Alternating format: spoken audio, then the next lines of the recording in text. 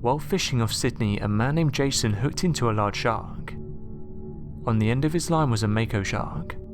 However, just before getting it in, he noticed that it started to feel different. Jason said that he's seen some impressive things while fishing, but this had him stumped. After getting it in the boat, he could see the mako shark was bitten in half. He said that whatever took this creature must have been huge. It wasn't long before people started to put forward the idea that a Megalodon was lurking in the depths around Sidney. This reminded many of a story that broke a little while back. This story has become known as the missing great white shark. According to a written research report filed back in 2003, scientists have placed a tracking device on a 9-foot great white shark, and this shark was located off the coast of Australia. The purpose of this tagging was to gather research information relative to the habits of this creature, and so scientists chose the largest shark in the region in the hopes that it would live a longer life. This is due to the fact that it has fewer predators capable of taking it down. However, only a few days later that would prove not to be the case.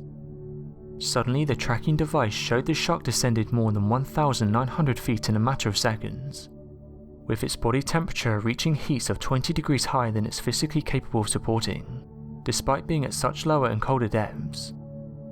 This left researchers believing that a massive animal swallowed the creature whole, and dove down deeper than any other large animals of its size are capable of reaching.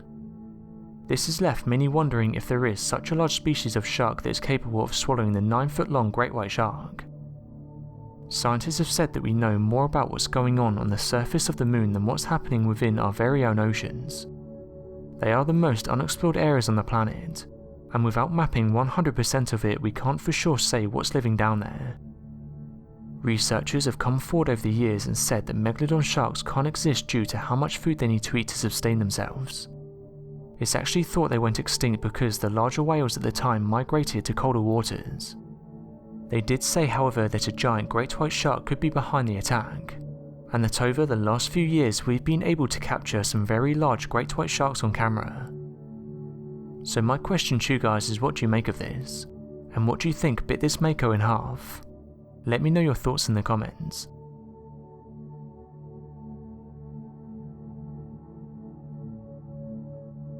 Thanks for watching, and don't forget to subscribe for more videos.